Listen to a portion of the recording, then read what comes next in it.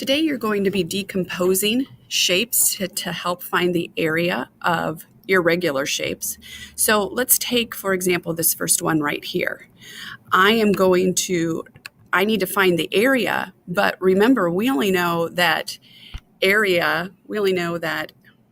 oh, I hit the wrong button. Area equals length times width. That's of a rectangle or a square.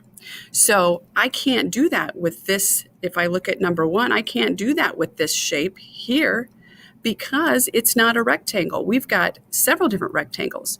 So notice what I'm going to do. I'm going to draw a line right there,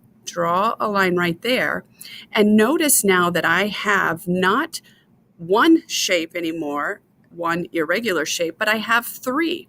I have one right here, and right here. And so what I need to do is I need to find the area of, let's say, this shape first.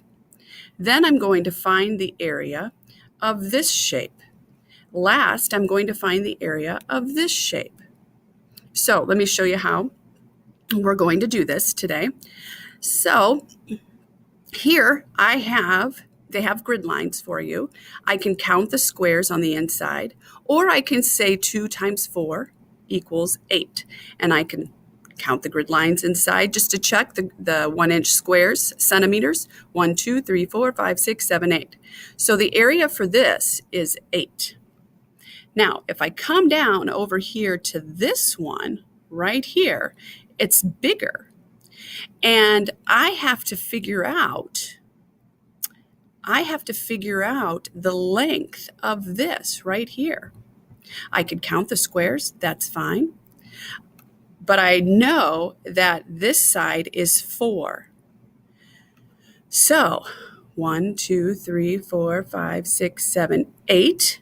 If I count the squares going across, 8 times 4 is 32. So this area is 32. Down here, it's 4 times 2 again. So this would be 8. Now what I have to do, there's one more step that I have to do to find the area of just number 1.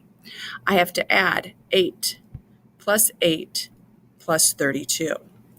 So you have to add 8 plus 8, which is 16, and then I have to add 32. 6 plus 2 is 8, 3 plus 1 is 4. So this particular problem, let me erase that. For this particular problem, I would put right here, the area is 32 centimeters squared.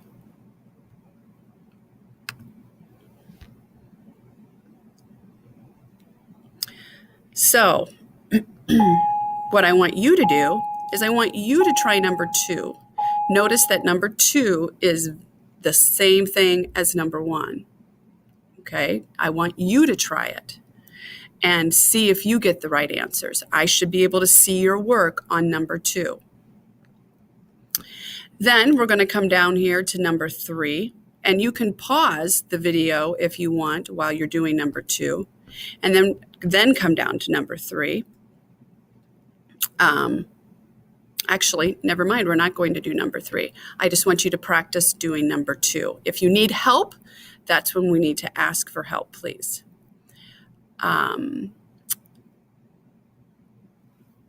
Now, after you're done with this lesson, we'll go on to some more practice pages that I have for you.